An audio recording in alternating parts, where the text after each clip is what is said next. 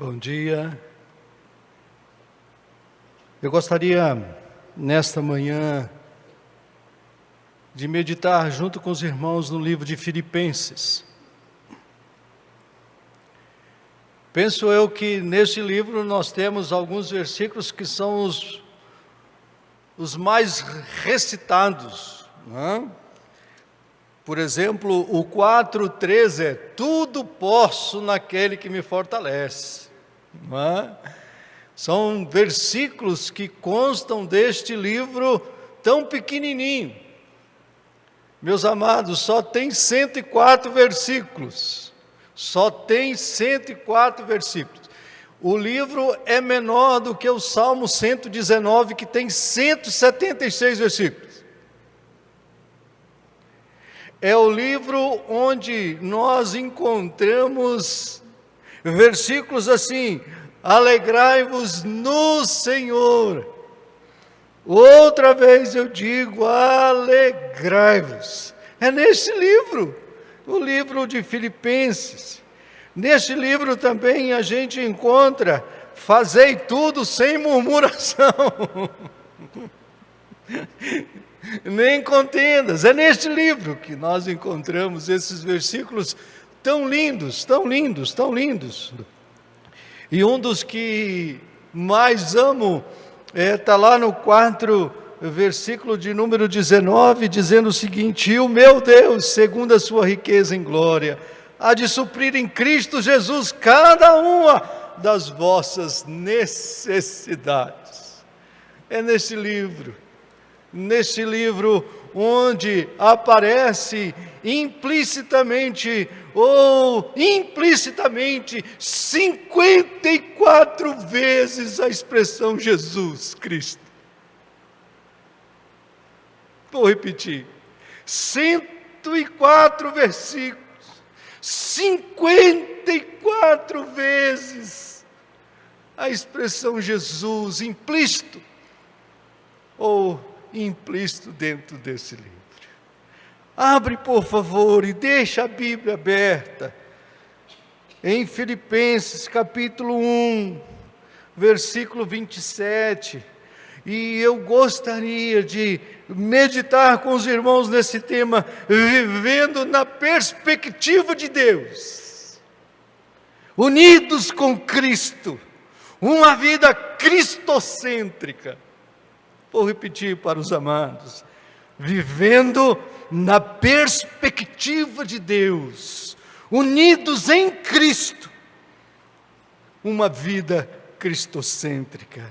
E a palavra vai dizer assim para nós, no capítulo 1, versículo 27, vivei, acima de tudo, por modo digno do Evangelho de Cristo, para que, ou indo ver-vos, ou estando ausente, ouça no tocante a vós outros, que estáis firmes em um só espírito, como uma só alma, lutando juntos pela fé evangélica, e que em nada estáis intimidados pelos adversários, pois o que é para ele prova evidente de perdição, é para vós outros de salvação, e isto da parte de Deus, porque vos foi concedida a graça de padecerdes por Cristo, e não somente de crerdes neles, pois tendes o mesmo combate que vistes em mim, e agora ouvistes que é o meu. Paizinho, obrigado. Obrigado por este livro. Obrigado porque Paulo não tinha intenção, o apóstolo Paulo não tinha intenção nenhuma de sair de Troa de Deus e ir para Macedônia. Mas aprouve o Senhor naquela noite revelar ao apóstolo Paulo: passa a Macedônia e nos ajuda. Pai, que o Senhor fale profundamente ao nosso coração. Uma vida cristocêntrica, uma vida onde o Senhor é o centro. Fale ao nosso coração, usando esse livro, usando as passagens que estão escritas neste livro, e que possamos, Deus, a partir de hoje, Deus, viver esta vida cristocêntrica, em nome de Jesus. Queridos, gostaria de contar uma historinha para vocês. Quem fez o nosso casamento foi o reverendo Gideon José Lidório. E a historinha que eu vou contar para os queridos é do filho dele, do Ronaldo Lidório. Hoje é um dos maiores missiólogos que nós temos. Ele é doutor em antropologia. O Ronaldo Lidório é uma assumidade hoje. É um homem segundo o coração de Deus. Foi acometido de um câncer, não abriu mão do Senhor, foi curado do câncer, e hoje Ronaldo continua pregando, falando do amor de Jesus. E o Ronaldo, ele trabalhou entre uma tribo chamada Coni, lá em Gana, e ele implantou essa igreja e traduziu ainda o Novo Testamento na língua concomba. Certo dia, ele conta que tinha uma mulher que, para chegar até onde ele estava, ele e Rosana estavam, demorava-se 3 dias andando a pé. 3 dias andando a pé. E esta mulher saiu da aldeia dela e foi até onde Ronaldo estava. Chegando lá, essa mulher trabalhou com eles 1 semana, memorizando textos bíblicos que ele mesmo, Ronaldo, tinha traduzido para a língua concomba. 1 semana, ela veio 3 dias de viagem, queridos, e chegou até Ronaldo, e por 1 semana foi aprendendo versículos após versículos, e memorizando, porque não sabia escrever, memorizando cada um versículo. Ao final dessa semana, ela foi embora, ela foi para sua casa, e ela na sua aldeia começou a ensinar aqueles versículos, mas ela esqueceu um versículo, de todos aqueles que ela memorizou junto com Ronaldo e Rosana. E o que ela fez? Ela voltou. 3 dias ela voltou a pé, meus amados. E quando Ronaldo chegou perto dela, Ronaldo usa essa expressão literal assim: não precisava de tal esforço. Por causa de um versículo, Ronaldo diz exatamente: não precisava de tal esforço. Essa mulher respondeu para Ronaldo: a palavra de Deus é tão importante, é muito importante para se perder pelo caminho. Vou repetir para os queridos. A palavra de Deus é muito importante para se perder pelo caminho. Queridos, quando nós olhamos para este livro, se você quiser saber a história dessa cidade, chamada Filipe, você vai observar que ela tem um nome por causa de um imperador. Você vai observar que esta cidade era uma cidade onde não se tinha sinagogas.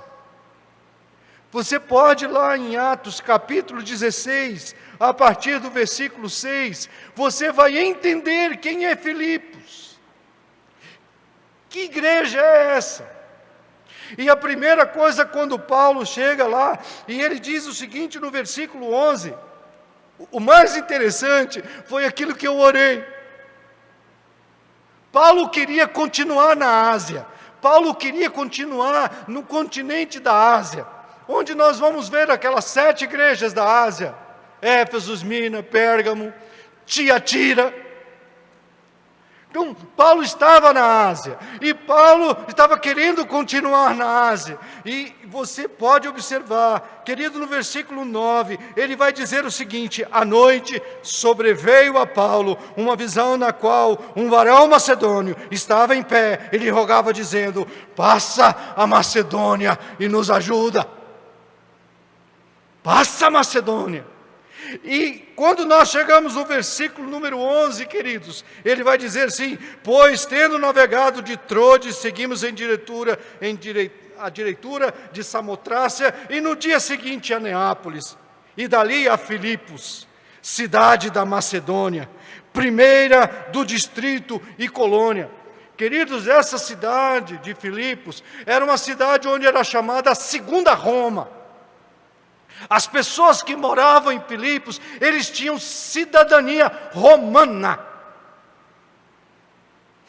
Para vocês terem uma noção de quem é esse povo que habita nessa cidade, as mesmas leis que eram regidas em Roma, tinham as mesmas leis em Filipos. Então as pessoas podiam vender casas, as pessoas podiam negociar. Então as mesmas leis que eram ministradas em Roma, as mesmas leis ministradas também em Filipos. Era uma cidade onde se tinha muito ouro. Contudo, na época do apóstolo Paulo, essa já tinha exaurido todo aquela fortuna na cidade. Mas se você observar, a primeira coisa que vai acontecer nessa cidade, eles vão estar, quer ver, queridos, no versículo 16, lá do capítulo de Atos, capítulo 16, verso 16, ele diz que ele foi para um lugar de oração, e nesse lugar de oração ele encontrou uma mulher chamada Lídia, da cidade de Tiatira. Queridos, nós estamos na Macedônia, nós não estamos mais na Ásia. Essa mulher era comerciante. Então você vê que o Evangelho alcançou a Lídia. Salvou não só ela, mas toda a sua família. Você vai ver também que nessa cidade, o apóstolo Paulo era acompanhado por uma mulher, que ela era endemoniada, e ela era escrava dos seus senhores. E você vai observar que nesse contexto, ele dizia isto. Olha o versículo 18, por favor. E isto se repetia por muitos dias, porque aquele demônio falava o quê? Esses homens são servos do Deus Altíssimo. Então Deus não salvou em Filipos somente uma comerciante riquíssima da cidade de Tiatira, mas ele salvou uma escrava que constantemente se repetia. Paulo, se indignando, voltou e disse ao Espírito: em nome de Jesus eu te mando, retira-te. E ele na mesma hora saiu. Essa é a cidade de Filipos. Por isso que Paulo escreve aos Filipenses. Paulo passou lá na segunda viagem missionária dele. Depois da segunda viagem missionária do apóstolo Paulo, ele vai para uma terceira e depois vai preso para Roma, e acredita-se que ele escreve esta carta pelo contexto da carta aos Filipenses. Ele escreveu da cadeia, das algemas, preso. O mais interessante que a gente poderia pensar, como uma pessoa presa em cadeias poderia escrever uma carta de alegria? Você vai observar que, em consequência dessa moça escrava ter sido liberta, o Paulo é preso em Filipos. E toma uma surrinha básica, Batem no apóstolo Paulo, prendem o apóstolo Paulo. E a palavra vai dizer que no versículo 25, por volta da meia-noite, Paulo e Silas oravam e cantavam louvores a Deus, e os demais companheiros da prisão escutavam. Agora Deus não salva mais a mulher rica. Deus não salva só a mulher escrava. Deus salva agora uma família romana. Que evangelho é esse? Que salva o rico, que salva o pobre, que salva o cidadão romano. E ele vai dizer literalmente que ele era cidadão romano. Queridos, esta é a carta de Paulo aos Filipenses. Pensando eu, a palavra de Deus é muito importante para se perder pelo caminho. Queridos, quando eu olho para esta carta, eu fico pensando o seguinte: o que Paulo viu em Jesus? O que ele viu em Jesus?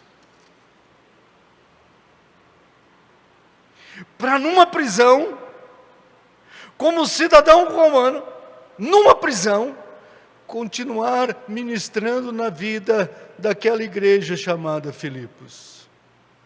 O que ele viu, o que Paulo viu, e que hoje, pela fé, eu posso também ver e tomar posse pela fé, o que ele viu, queridos. Penso eu que o apóstolo Paulo não tinha intenção nenhuma desse evangelho, dessa boa notícia aqui de Filipenses ter chegado até nós. Mas aprove ao nosso Deus. Então, hoje, pela fé, eu posso tomar posse daquilo que Paulo viu no nosso Jesus. E olha, por favor, o versículo 1. Olha como que Paulo se apresenta aos Filipenses. Paulo diz, literalmente, Paulo e Timóteo, servos de Cristo. Queridos, essa é a maior expressão de uma pessoa que entende que uma vida cristocêntrica, viver na perspectiva de Deus, ele precisa saber qual é o seu papel na história do Evangelho. E Paulo literalmente vai se apresentar aqui como escravo do Evangelho. Ele é servo do Evangelho, ele é servo de Cristo Jesus. E mais, ele diz que ele não é só servo de Cristo Jesus, ele diz que ele é servo a todos os santos que habitavam na cidade de Filipos. Ah, queridos, como que hoje eu posso tomar posse disso? Sabe, nos nossos dias nós queremos ser conhecidos pelos nossos nomes, conhecidos pelos nossos títulos. Paulo não.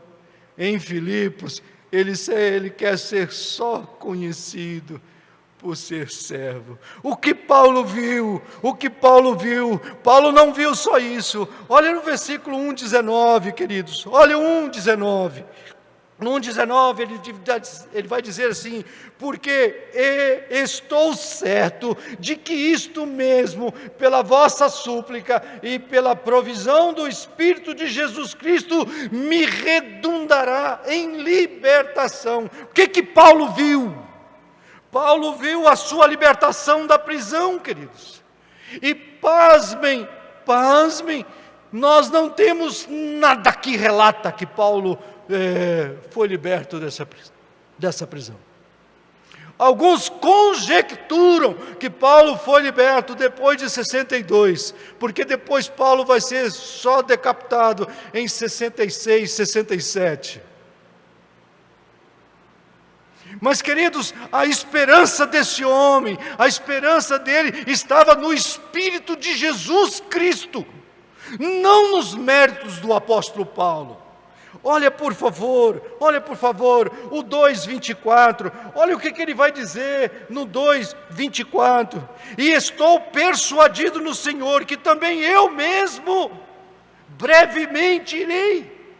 Quando ele está falando que Timóteo ia visitá-los, ele está dizendo que ele também acreditava piamente, a esperança dele estava em Jesus. Uma vida cristocêntrica, querido, não só afirmar a nossa identidade, mas é afirmar onde está a nossa esperança, aonde está a minha esperança. O que você tem visto em Jesus? O que você vê em Jesus? Mas pasme, queridos, olha 1:12, olha 1:12, olha o que Paulo viu, 1:12, quero, irmãos, cientificai-vos do que as coisas que me aconteceram têm antes contribuído para o progresso do Evangelho. O que esse homem viu? Esse homem viu que as coisas ruins que aconteceram com ele só contribuiu para o progresso do Evangelho. Queridos, quando você vai olhar 2 Coríntios, você vai ver quantos naufrágios esse homem sofreu, você vai ver quantas perseguições esse homem sofreu, e tudo isso que ele afirma contribuiu para o progresso do Evangelho. O que esse homem viu? O que esse homem viu em Jesus? Agora olhe, por favor, olhe o 2:17, olhe o 2:17, por favor. No 2:17, ele vai dizer assim: entretanto, mesmo que eu seja oferecido por libação, sou o sacrifício e serviço da vossa fé, alegro-me, e com todos vós me congratulo. Queridos, tem uma expressão aqui que é do Antigo Testamento. Quando ele fala assim, libação sobre o sacrifício, era o sacrifício quando você tinha aquelas pedras incandescentes, você jogava o azeite sobre aquelas pedras. Então ele está dizendo, mesmo que a minha vida seja oferecida como libação, Olha o 3, 7, 8, por favor, queridos, 3, 7, 8. Mas o que para mim era lucro, isto considerei perda por causa de Cristo. Sim, deveras, considero tudo como perda por causa da sublimidade do conhecimento de Jesus Cristo, meu Senhor, por amor do qual perdi todas as coisas e considero tudo como refúgio para ganhar a Cristo. O que Paulo viu, queridos? Paulo viu, mesmo sendo morto, ele tinha uma alegria, ele tinha um contentamento por ter contribuído com o progresso da fé dos filipenses. Como que eu posso tomar posse disso, meu amado? A sua identidade. Tome posse dessa identidade que você tem em Cristo Jesus. Tome posse nessa esperança, que não é a esperança simplesmente de uma vida presente, mas de uma vida futura com Ele. Não tenha preocupação nenhuma, queridos, se você morrer. Hoje você morre com Cristo, e Ele vai dizer isso claramente, que Ele acreditava na vida eterna. Ele acreditava na vida eterna. Olha o versículo 1:6, por favor. 1:6 de Filipenses.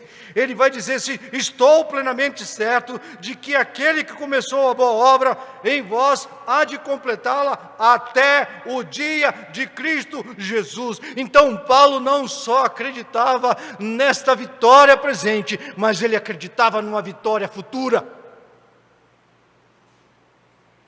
Quantos de nós hoje só estamos olhando para o presente? Quantos de nós?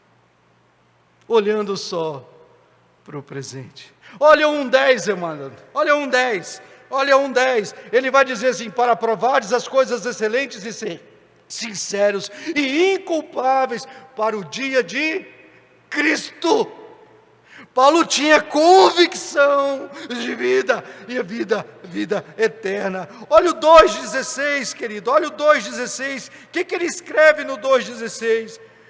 Queria convidar você para seguir a igreja lá no YouTube.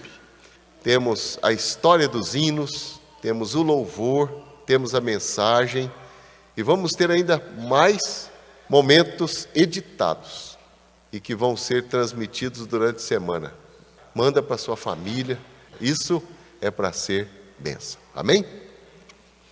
Preservando a palavra da vida para o dia de Cristo, eu me glorie, e de que não corri em vão, nem me esforcei inutilmente.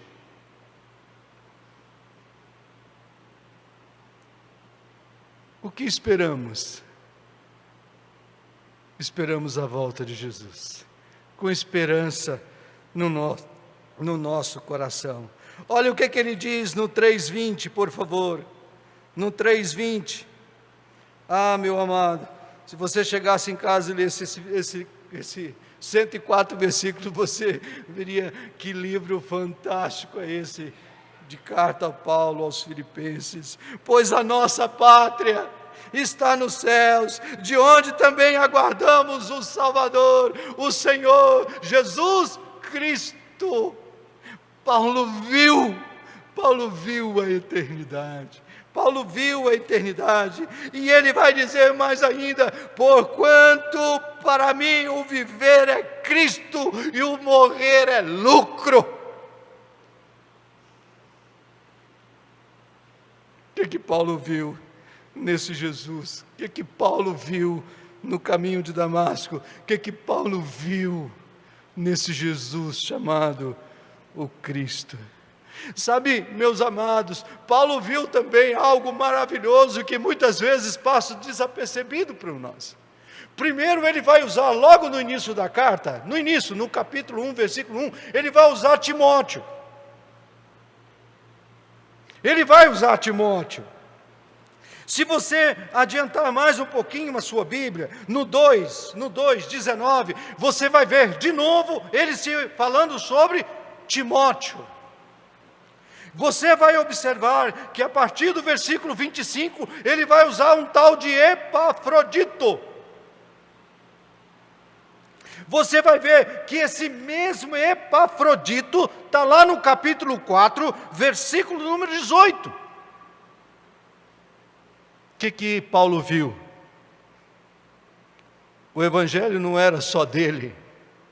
O evangelho não era feito só por ele. O evangelho é propagado. O evangelho é anunciado por muitas outras pessoas, que muitas vezes nem falamos sobre Epafrodito, talvez até sobre Timóteo, mas quem foi Epafrodito?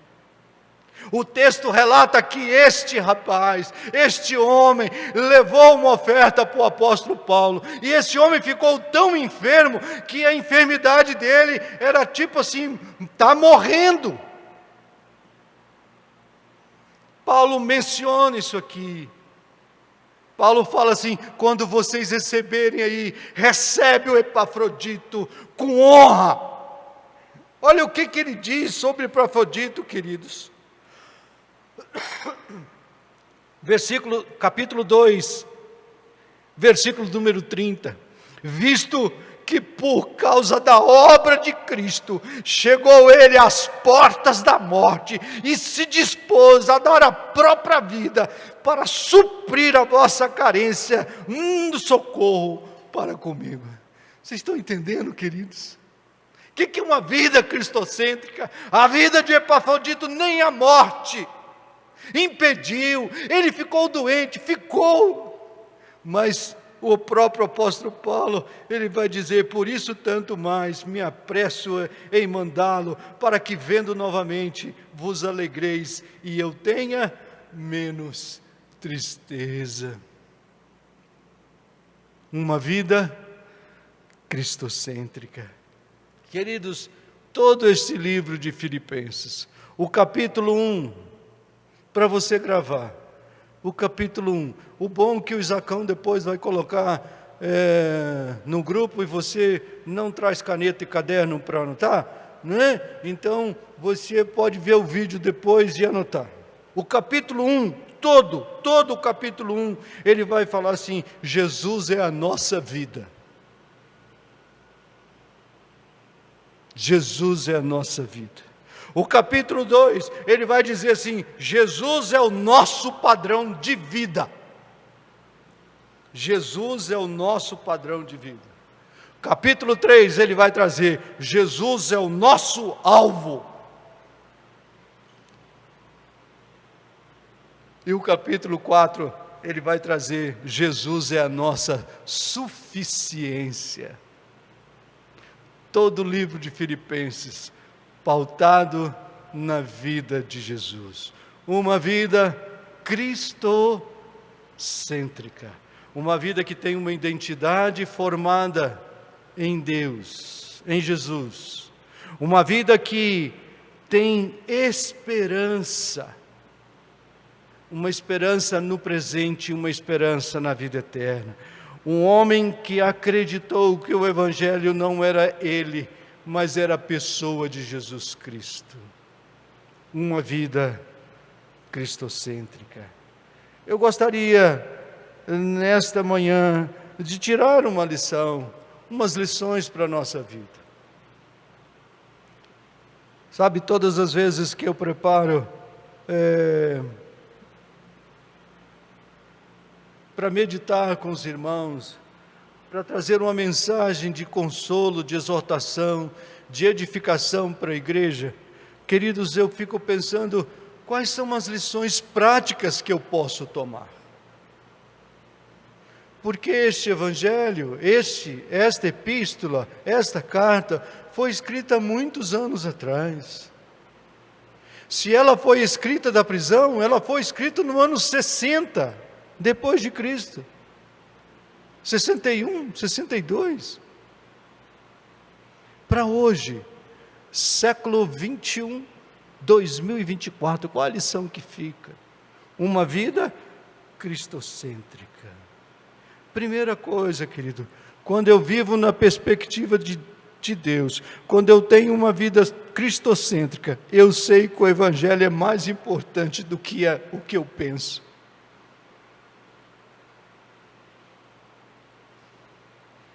Vou repetir para os queridos. Quando eu tenho uma vida cristocêntrica, eu sei que o Evangelho é mais importante do que eu. Quando nós olhamos a Tidi falando sobre o autor daquele menino, o brasileiro, lá de Salvador,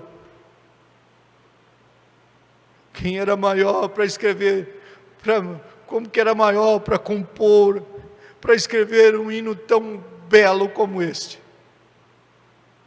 chamado a Grande Comissão, ide por todo mundo e pregai o Evangelho. As boas novas, queridos, o Evangelho, o importante para a minha vida, não é o que eu quero, mas o que o Evangelho é. O foco de Paulo estava na proclamação do Evangelho, o foco de Paulo, o oxigênio de Paulo, que Paulo respirava, era o Evangelho. Olha, amados, o que ele escreve no capítulo 1, olha o que ele escreve no capítulo 1. Versículo número 13, ele vai dizer assim, 1,13, de maneira que as minhas cadeias em Cristo se tornaram conhecidas de toda a guarda pretoriana e todos os demais, e a maioria dos irmãos, estimulados no Senhor, por minhas algemas, ousam falar por mais desassombro a palavra de Deus. Alguns efetivamente proclamam o Evangelho por inveja e porfia, outros, porém, o fazem de boa vontade. 18, todavia, o que importa? Importa a minha reputação, importa a reputação do presbítero, importa a reputação do missionário, não importa.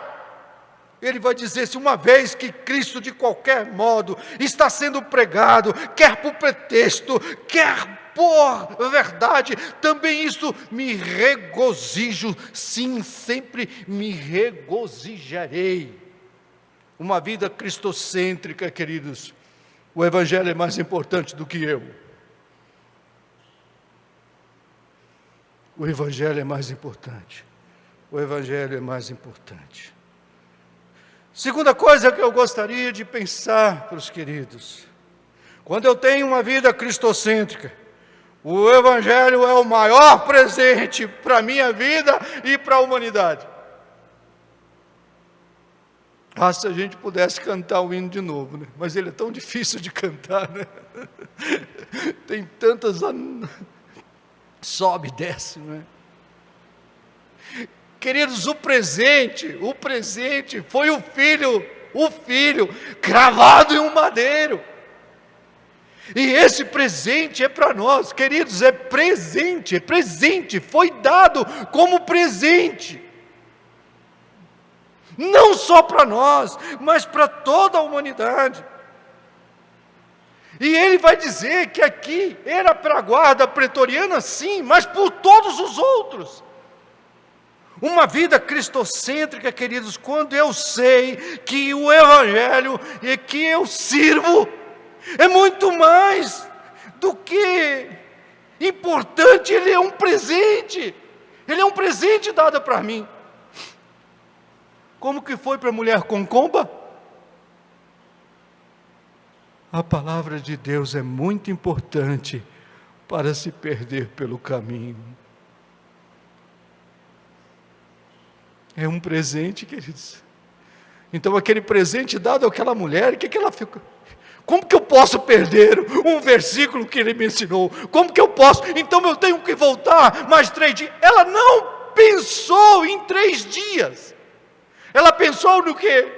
Como que aquele versículo poderia ficar perdido pelo caminho?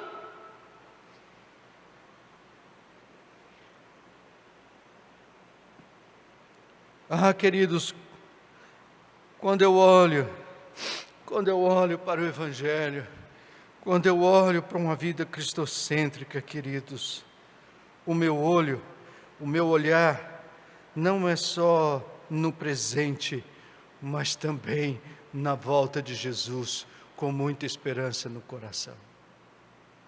Reverendo Hernandes, ele escreveu no livro de Filipenses, ele tem uma edição do livro de Filipenses. Pastor Hernandes, ele escreve o seguinte, Pastor Hernandes tem o seu linguajar próprio, né? Paulo não azedou o coração por causa das críticas, das cadeias ou da prisão. Paulo poderia estar amargurado, preso, não fez nada, muito pelo contrário, estava preso porque tinha anunciado Jesus. Então o reverendo Hernandes diz o seguinte, a alegria de Paulo, então ele não azedou o coração. Ah, queridos, quantas vezes nós nos azedamos por pouca coisa? Quando eu estava escrevendo nos rascunhos, eu coloquei o seguinte, quando a pessoa te dá um limão, o que você faz de um limão? Outro limão? Não, faça uma limonada. Nós não precisamos azedar o coração, queridos. Quando nós olhamos para este Evangelho, ele é de alegria. Olha o que ele escreve no 3:1. 3:1 de Filipenses. Quanto ao mais, irmãos meus, alegrai-vos no Senhor. Alegrai-vos no Senhor. No 4:1 ele vai dizer, porquanto meus irmãos amados e saudosos, minha alegria. E ele vai dizer no 4:4, alegrai-vos no Senhor. Outra vez eu digo, alegrai-vos. O reverendo Hernandes, fazendo um comentário sobre esse versículo, ele diz que o alegrai-vos no Senhor não é substantivo, é verbo. É o verbo da frase. Então é a sua ação, a minha ação. Paulo não se defendeu, mas defendeu o Evangelho.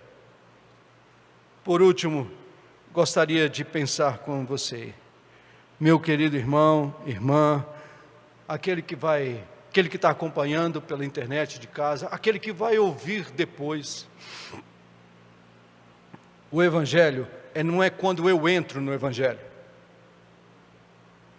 é quando o Evangelho entra dentro de mim. Uma vida cristocêntrica não é quando eu vou para Jesus, é quando Jesus entra dentro de mim. Não é algo de fora para dentro, mas é algo de dentro para fora. Uma vida cristocêntrica, queridos, não vê nada como eu estou entrando no Evangelho, mas é o Evangelho que entrou em mim, é de dentro para fora. Uma vida cristocêntrica, uma vida onde você tem Jesus no centro da sua vida. Creio eu, queridos, que essa é uma das mensagens mais profundas que nós podemos ouvir nos nossos dias. Quem é Jesus? Fala-se de tudo, prega-se de tudo, menos quem é Jesus. Paulo aos Filipenses não. 104 versículos, 54, ele fala sobre Jesus. Quero concluir e gostaria que você lesse comigo capítulo 4, Isaacão, por favor, versículo número 19.